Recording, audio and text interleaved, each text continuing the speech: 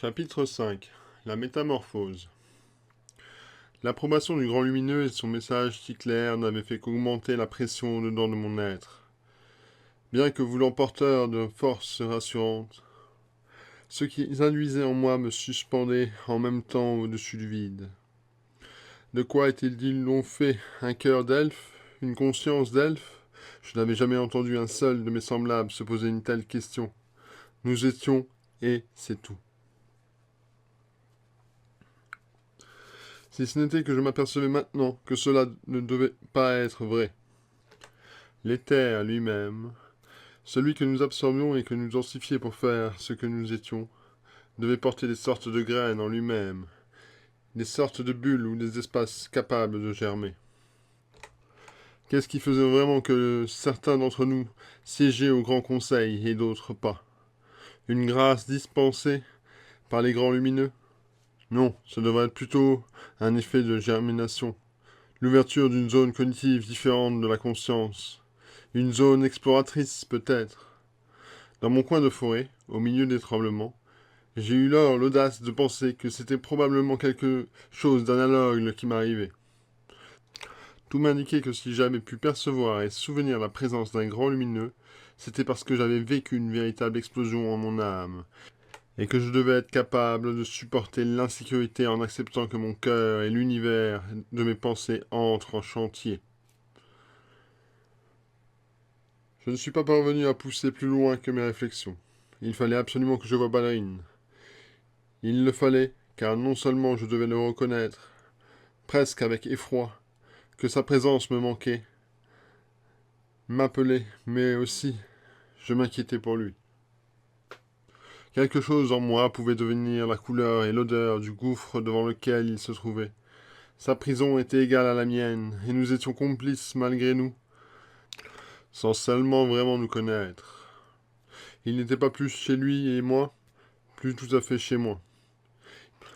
Il m'a suffi de dessiner intérieurement derrière mes yeux son visage aux cheveux rouges, avec sa grande et étrange balafre sur la joue, et tout mon corps d'elfe s'est transporté d'un seul élan au cœur de l'anneau des grands chênes. Jamais, sans doute, je n'avais aussi bien compris ou vécu la puissance de la pensée et l'illusion des distances. Dame Gwenedis. Je ne devais pas encore qu'un léger tourbillon dans la lumière des chênes lorsque Barwin m'est apparu, comme perdu au milieu de son refuge. Je t'ai dit que je reviendrais, homme. Son regard s'est éclairé, même s'il traduisait toujours l'inquiétude. Pourquoi m'appelles-tu ainsi? Ta méfiance est donc si grande? Que t'ai-je fait? Rien, ou peut-être tu es habillé tissé en moi une toile d'araignée, même si cela n'existe pas ici. Que veux-tu dire? M'a-t-il demandé, décontenancé. Nous savons que les créatures de ton monde se flattent d'être libres et de pouvoir n'en faire qu'à leur tête. Elles ont le droit de dire non quand elles le veulent. Mais est-ce toujours aussi vrai? Je me questionne quant à ce qui a été dit sur les hommes, et cela me trouble, car jamais je n'ai douté de ce que mon peuple racontait. Jamais. Baldrine paraissait ne réellement pas comprendre où je voulais en venir, et moi-même je ne savais plus trop. Son visage me questionnait, encore et à nouveau, et je me suis senti happé par son regard d'émeraude. Je t'ai parlé de liberté, mais aussi d'une toile d'araignée. Baldrine, tu es venu ici pour moi. Si c'est toi l'araignée, mais que tu penses que c'est pourtant moi qui ai tissé une toile pour t'y prendre, nous sommes les artisans d'un étrange piège. Une toile d'araignée? C'est l'image qui se relie à moi? Non, je ne te comprends pas. Gwenedis, pourquoi cette réserve et ces attentions que tu me prêtes? Je me trouve là, et bien seul dans ton monde, dont je ne sais rien, et je te demande de m'aider, car je te fais confiance. Et cette liberté dont tu me parles, je ne l'ai plus. Je n'ai d'autre choix que toi, que d'espérer en toi. Baldwin s'est arrêté un instant, l'air inquiet, puis reprit. Oui, c'est bien ma liberté, tu l'as dit, qui m'a amené dans le monde caché au sein des miens. Ma liberté, mais celle de tous les hommes, peut étrangement s'exprimer jusqu'à savoir fabriquer une prison.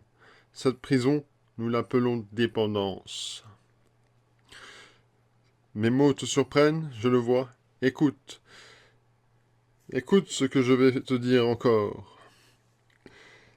C'est parce que je suis dépendant de la dame des Hautbois que je suis arrivé jusqu'à toi. Et cette dépendance se nomme amour. C'est une fièvre. Pourquoi maintenant es-tu revenu vers moi?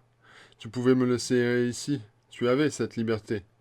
Les yeux de Balrim se baissèrent vers le sol comme s'il craignait les conséquences de ce qu'il venait de dire. Un orage, une tempête de feu. J'ai cherché à rassembler mes pensées, j'étais troublé. L'idée de dépendance résonnait étrangement en moi. Étais-je moi-même en train de devenir dépendante? Devant mon silence, Balduin a levé timidement son regard vers le mien, ce regard qui me racontait tellement de choses non dites. Comme j'aimais son intensité, elle m'offrait tellement de feu en promesses et s'annonçait également de si terribles vertiges. Tout cela me déséquilibrait. Moi, qui étais dangereusement fragilisé. Parle-moi d'amour des hommes et dis-moi, de quoi est-il fait? L'amour n'existe donc pas dans ton peuple? Ta question me frappe droit au cœur. Je ne sais pas si je veux bien t'en parler d'amour, de notre monde, car je n'ai rien ressenti d'aussi fort avant toi, avant de t'avoir aperçu sur mes terres. C'est pour cette raison que je te disais qu'une fièvre m'avait pris tout entier. Je ne te demande pas de me parler d'amour humain, mais du tien. Raconte-moi ce que tu sais, je suis curieuse d'apprendre. En prononçant ces mots, j'ai effleuré mes doigts et la joue de l'homme à chevelure de feu. Sa longue cicatrice qui marquait son visage avait complètement disparu. Son corps tout entier était modifié. Il était devenu plus lumineux, moins dense, et j'avais presque l'impression qu'il sentait bon. J'éprouvais une irrésistible envie de m'approcher davantage, comme un désir, que je ne pouvais manifester par un geste de plus, de peur qu'il soit mal perçu, ou peut-être à cause de ma propre crainte de pousser mon audace trop loin. Balduin, ému par ma soudaine caresse esquissée, s'est emparé délicatement de ma main pour la poser sur sa bouche contre la paume de celle-ci. Il avait fait cela dans un grand soupir.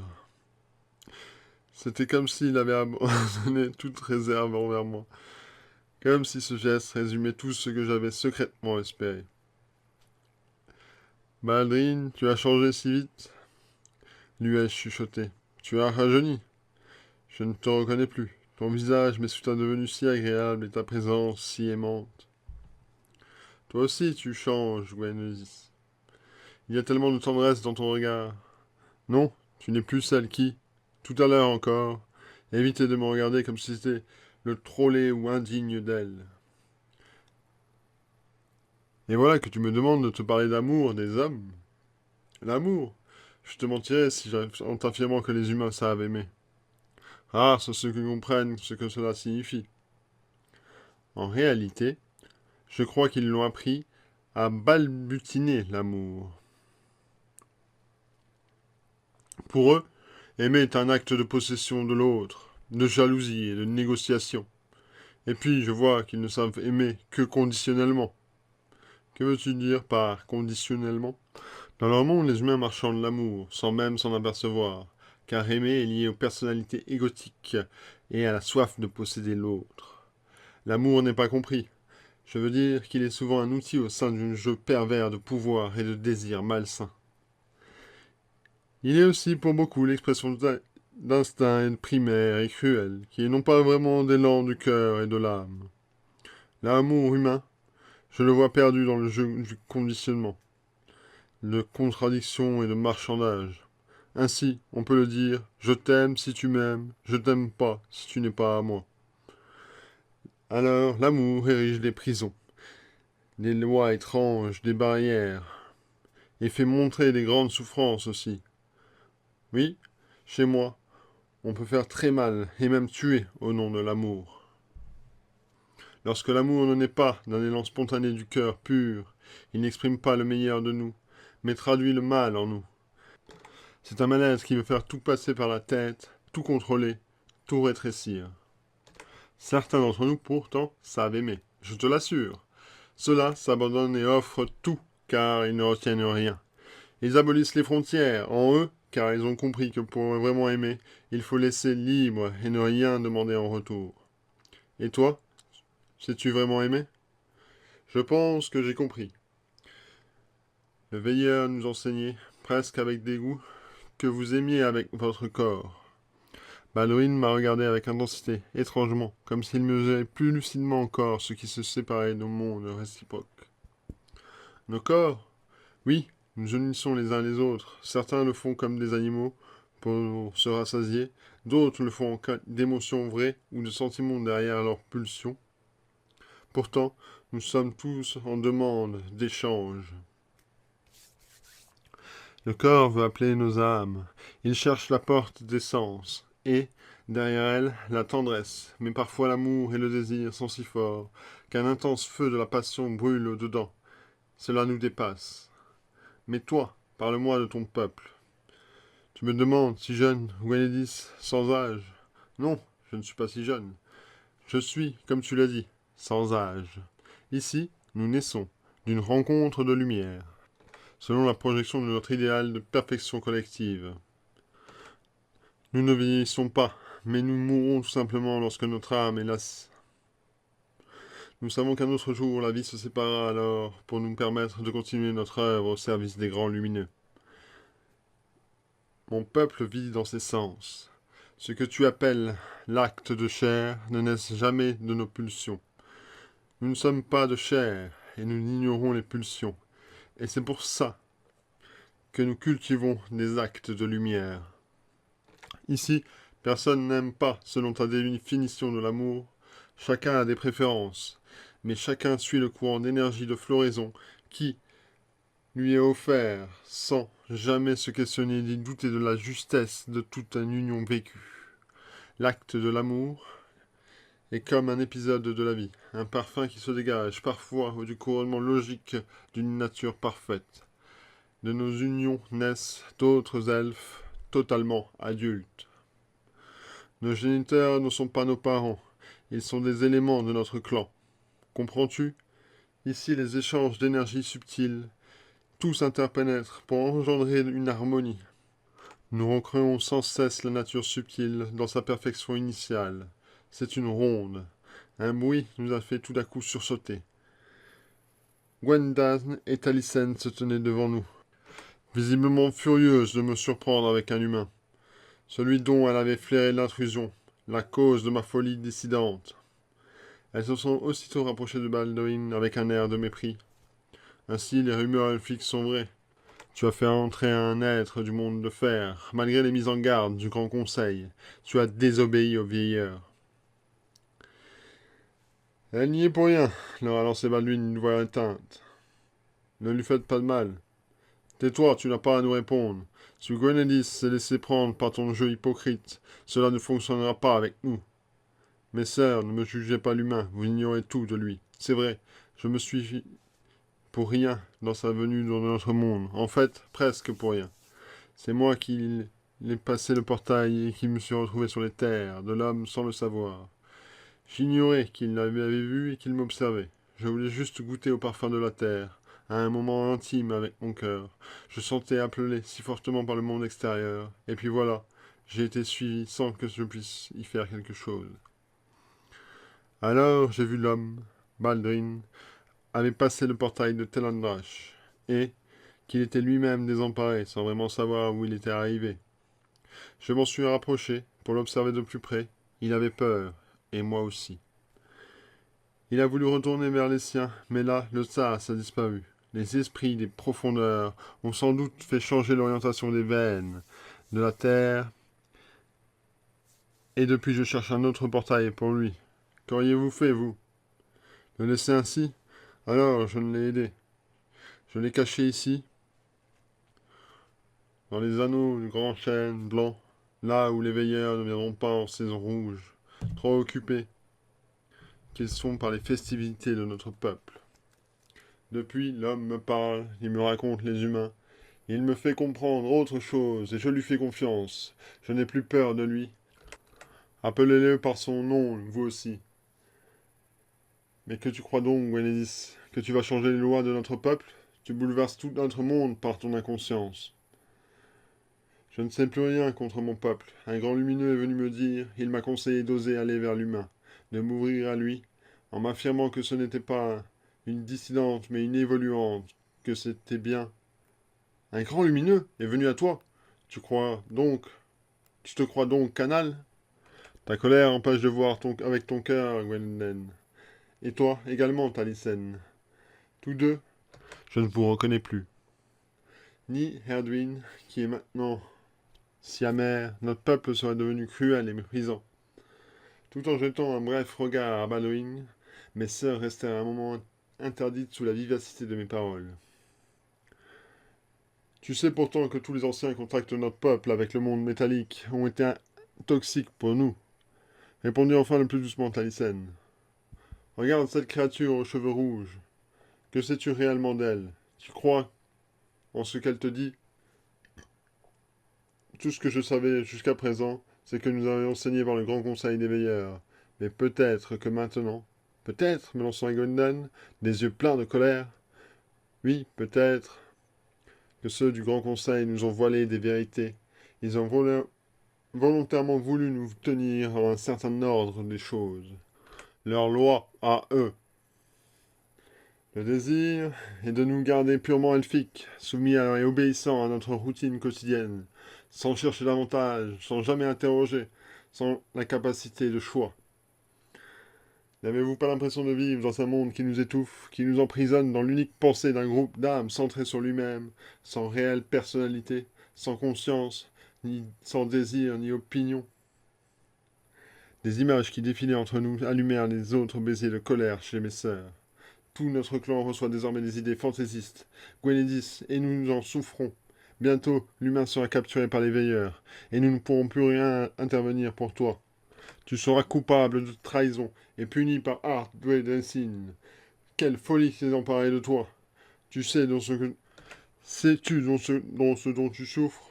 De folie? Tu veux dire, Gwenden? Ça, c'en est une. Il y a un grand lumineux qui semble l'apprécier, et je ne vous en dirai rien de plus. Je ne parlerai qu'à Ardarnessil, de ce que la grande présence m'a confié. Vous êtes fermé, je perds mon rayonnement à tenter de vous ouvrir, juste un peu. Cette rencontre nous a laissé fort désemparés, Baldrine et moi. Alors, ne sachant que faire, nous nous sommes pris la main.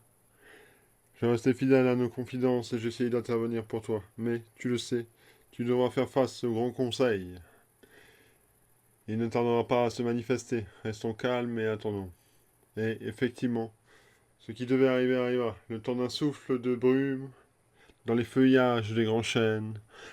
Le temps de ne rien nous dire, mais de seulement nous lâcher la main. Et quelques veilleurs étaient déjà là, brisant la bulle de cet espace où j'avais cru pouvoir protéger Baldrine. Il était 5 ou 6, droits, crépitants, nimbés de leur privilège de gardiens de la tradition. Et, forts de cette aura d'autorité qui leur donnait l'impression que leur chevelure était 2 fois plus longue que celle des autres elfes, je les ai salués comme on se devait de le faire, en portant les 2 mains au centre de ma poitrine, puis en les ouvrant aussitôt d'un geste d'accueil et de don. Ils ne m'ont pas répondu de la même façon. Impassibles, ils se sont contactés de me fixer du regard. Quant à Balduin, ils ne l'ont même pas regardé comme si, du coin des yeux, le contour de la seule silhouette suffisait pour tout en savoir et en dire. C'est donc uniquement à moi que se sont adressés, moi la rebelle, moi la destructrice de leur ordre, et tandis qu'ils fabriquaient des images d'âmes qui m'accusaient pratiquement de trahison, comme je commençais à rendre compte que les notions de moi et de je s'affirmaient de plus en plus dans mon cœur et ma tête, mon peuple devenait leur peuple, et je prenais conscience que je me tenais à la limite d'une sorte de fracture. Je sortais du clan des miens, non pas parce que je voulais m'en chasser pour ma faute, mais parce que le changement en moi s'emballait et je me faisais exclure moi-même de mon monde. Il en est souvent ainsi pour celui qui se laisse entrer sa conscience en mutation. En jeu d'images et d'échange de pensées, j'ai vite compris. Le temps que la situation soit analysée par le Grand Conseil, Baldrine allait être emprisonnée là où je l'avais mis, dans un espace très réduit de l'anneau des grands chênes. Dans le monde elfique, bien sûr, il n'existe ni cage ni prison telles que l'on les conçoit sur terre des hommes. On sait par contre créer des murs et des barreaux invisibles. On tisse ce qu'on pourrait appeler à juste titre des barrières mentales. Celle-ci constitue un vrai savant de réseau de fils psychiques très finement entrecroisés autour de sa présence que l'on veut sanctionner.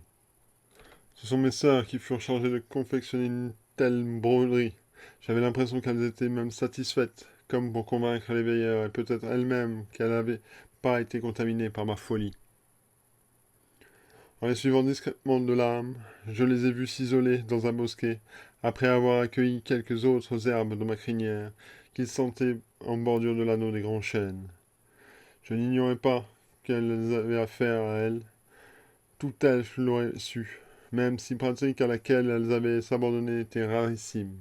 Lentement, avec leurs longs doigts, l'esprit sentait sur la silhouette de Baldwin elles allaient méticuleusement tresser les herbes pour projeter un mur d'énergie bloquante là où il le fallait.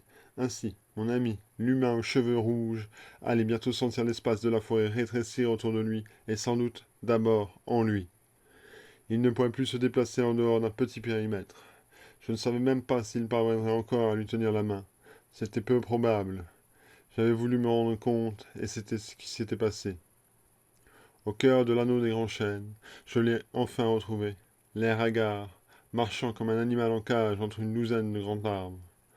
Dame Gwenedis, s'est-il écrié en me voyant réapparaître encore une fois, tu es malgré tout revenu? Avait-il seulement compris ce qui venait de se passer ce que dont les veilleurs avaient chargé de mes sœurs? Ma poitrine explosait de douleur. Je n'étais plus au collant des miens, mais, surtout, je constatais l'extrême dureté de mon peuple. Une longue plainte est sortie de ma poitrine, et instinctivement je l'ai croisé mes mains sur elle pour qu'elle taire un peu le cri de ma blessure. J'ai aussi déployé ma chevelure autour de moi, afin de créer une grande lumière blanche qui a servi de cocon protecteur.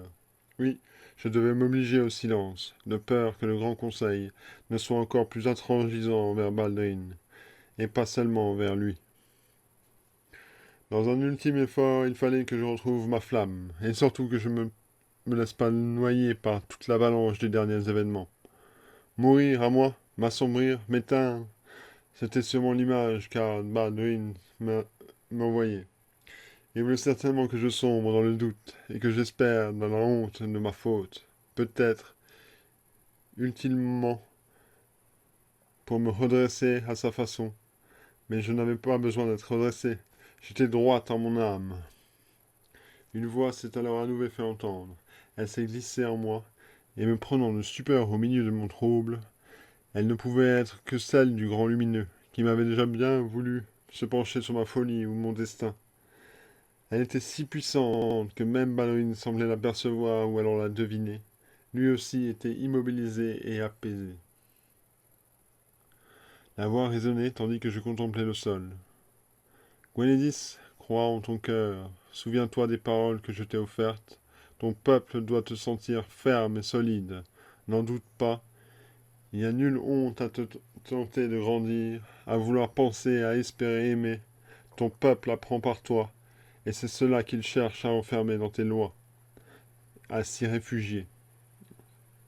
La terre de Teldrach gronde de toute son audace, et c'est pour un espoir nouveau. Ta pensée appelle la lumière.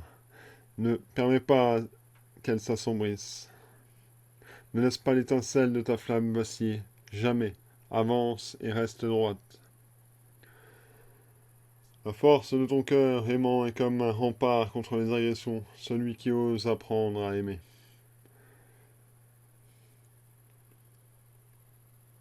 Ce fut tout, la voix s'était éteinte soudainement, me laissant l'impression que mon cœur était devenu comme un cristal très fragile. Je me sentais minuscule et inconsistante face à une montagne à gravir. Bientôt, Ardennessil arriverait. Est-ce que je pourrais faire d'autre que le regarder et condamner? L'exil pour ma dissidente que j'étais. Je savais que j'avais entendu parler de cela chez nous. La mort, elle n'existait pas dans notre âme. Mais pour les humains, comment se passera-t-il? Alors je me suis rendu compte que c'était de plus en plus pour lui que je me tourmentais.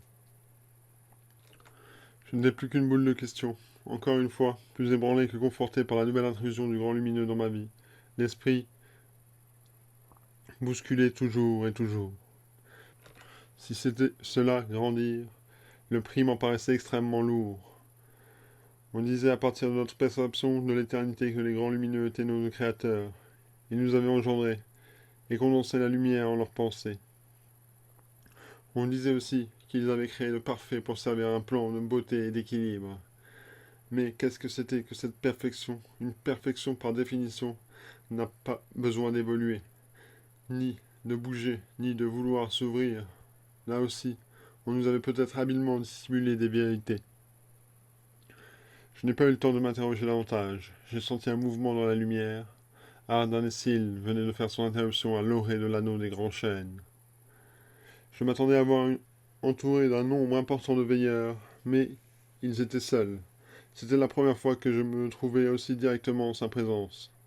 J'ai aussitôt aperçu cette sorte de courant venteux dont on racontait qu'il circulait toujours autour de lui et qui traduisait la surabondance de cette énergie appelée mémoire du souffle de notre propre éther du monde elfique. Comme tous les prédécesseurs, Arden Nassil avait la réputation, par cette énergie, d'être relié à la fois à la mémoire collective de son peuple et de pouvoir communiquer aisément avec les pouvoirs directrices des trois autres mondes de l'éther.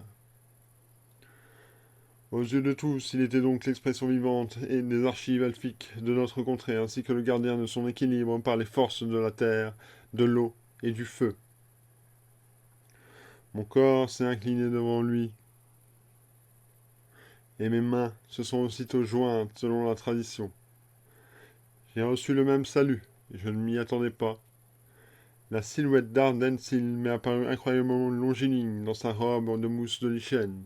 Quant à son visage, on aurait dit que les yeux n'y prenaient toute la place. Où est-il? Contre toute attente, la voix d'Ardensil a résonné en moi avec des intentions paisibles et chaudes. D'un geste du bras, il m'a indiqué l'anneau des grands chênes en même temps que tout mon corps se projetait dans sa direction. C'est bien toi qui l'as amené là?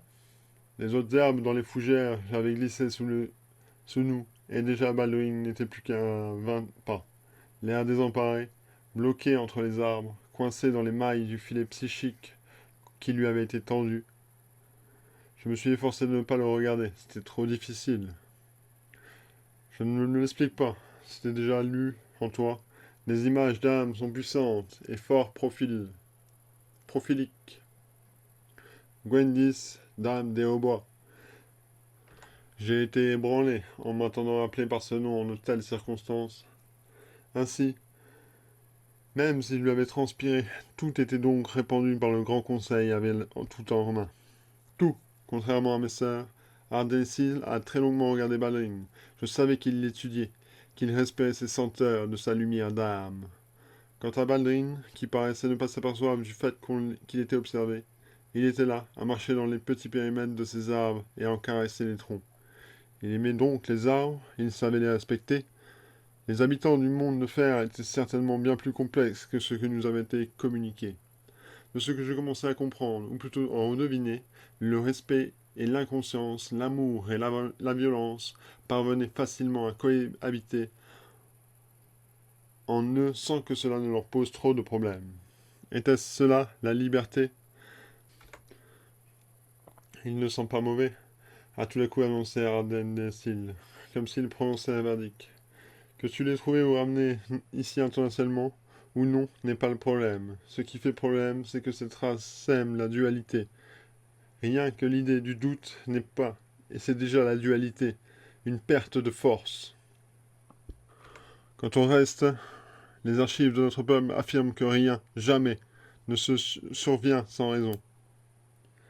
Peu savent cela, Gwendelis. Alors maintenant que tu es à l'origine de ce rien, suis-moi, nous allons pénétrer tous les deux dans son espace, et je l'interrogerai, il ne pourra pas me mentir. Contre toute attente, Ardennesil ne m'avait rien reproché. Il se pouvait-il qu'il comprenne ce qui se passait vraiment? Il tenait un étrange bâton scintillant d'ambré doré à la longue main, tandis que ses yeux me fixaient intensément et m'invitaient à le suivre dans la prison mentale de Baldrin. J'ai entendu une sorte de léger déchirement sonore dans l'air-lumière. de l'anneau des grands chênes lorsque nous avons pénétré dans le périmètre là où Baldrin a été bloqué. À notre arrivée, celui-ci a sursauté à sa façon d'un animal aux aguets, surpris dans l'intimité de son espace. Le guide suprême du Grand Conseil s'est adressé à lui sans entendre les ménagements, sans dire qu'il était bon non plus. Crois-tu en quelque chose, homme? J'ai vu Baldrin relever instantanément et fièrement la tête. Je crois, Lug, et je crois que c'est lui qui m'a mené ici. Ici, tu es chez nous. J'ignore qui tu es au juste, mais c'est aussi l'envers de chez moi. Je veux dire, son visage caché. L'inverse n'est pas drôle, l'homme. Tu es bien chez nous, et c'est toi qui viens de l'envers du monde. De ce monde qui n'est pas digne d'un tel nom et qui dépend, hélas, d'une autre. Parle-moi de Lug. Qui est-il? Il est le créateur de toutes choses, la source de toutes les forces divines. Pour mon peuple, son nom signifie à la fois le sombre et le lumineux. À cette réponse surprenante, j'ai senti le souffle qui l'entourait Ardwin entrer soudainement en mouvement. Pouvait-il se fâcher face à l'assurance inattendue qu'exprimait Baldrin? J'étais moi-même troublé par sa réponse imprévisible. Comment peut-on se montrer simultanément sombre et lumineux? Il m'était difficile à savoir si Baldrin était ironique ou se montrait réellement curieux. On ne le peut pas, sauf si on est Lug. Pour nous, Lug est le père de tout. Il réunit les contraires. Comme toutes les créatures devant apprendre à le faire dans son cœur. Il unit le ciel, la lune, la terre et les cieux, le feu et l'eau, le temps et le non-temps, sans combat. Il inspire en même temps le temps qu'il expire, et c'est à la fois qu'il le mène. Ballerine fixait intensément Ardwin et Céline. Il avait visiblement peur, mais il lui tenait tête. J'ai alors vu Ardwin glisser doucement vers Baldrin. Il paraissait aussi intéressé que je l'étais de ses propos. L'image d'âme me traversait si rapidement qu'il m'était impossible de toutes les saisir. Ainsi, vous, les âmes, vous croyez en un Dieu qui serait au-dessus de tous les dieux. Mais qu'est-ce qu'un Dieu? Tu dis sans dire. Vous ne pouvez pas simplement croire en la vie et ses rayons lumineux. C'est en quoi je crois et auquel je donne le nom de Lug. Mais tous ne pensent pas comme moi. Quel est donc ce peuple dont les pensées divergent? Voilà pourquoi vous transpirez la dualité. Nulle force, nulle vision unique ne vous rassemble vraiment. L'incohérence. Je reconnais que tu ne sens pas mauvais. Pourtant, tu dis vrai lorsque tu affirmes que tous les tiens ne pensent pas comme toi. Pourquoi te mentirais-je? Nos différences sont nos faiblesses, mais aussi, elles nous aident à cultiver la force. Maintenant, pourquoi suis-je emprisonné en ce lieu? Qu'ai-je fait de mal? L'état d'unité, homme, c'est la seule vraie force. Cet état est celui de mon monde. C'est cet état sacré dont je suis le gardien. Nous sommes au centre du vrai monde. Et même, si ton cœur n'est pas sale, tu viens le troubler en te servant de l'une des nôtres. Tu demeureras encore parmi les arbres jusqu'à que j'aie achevé ma réflexion, et je te la ferai connaître. Gwenédis, la saison rouge a commencé, et le clan Tenadrach t'attend pour la grande activation. Ne tergiverse pas. La saison verte nous a encore préparé le festin de parfums floraux et je veux t'y voir présente. Ah, Darnestil, le clan me jette et j'aimerais vraiment mieux ne pas y venir. Cela me fait mal d'être vu comme une dissidente. L'es-tu? Je pense que non. Mais je veux savoir ce que le grand lumineux t'a révélé. Tu seras convoqué bientôt. Ne conteste plus jamais mes décisions. Ah, Darnestil ne s'en dit pas davantage. Sa présence longiligne s'est estompée dans un souffle d'air lumineux. Nous faisons soudainement seuls, Ballerine et moi, mais irrésistiblement séparés par un terrible mur psychique. Seules nos pensées pouvaient continuer à se rencontrer. Dame des Hautbois, dis-moi, pourquoi vouloir simplement connaître ce en quoi je crois? Est-ce ainsi qu'on le juge chez toi? Ce que tu crois façonne ce que tu es, Balderine. Ce n'est pas la raison de ta présence ici parmi nous que le guide du Grand Conseil est parti chercher dans ses visions. C'est sur l'empreinte de ton âme qu'il se penche, puisqu'il a maintenant compris que tu en as une.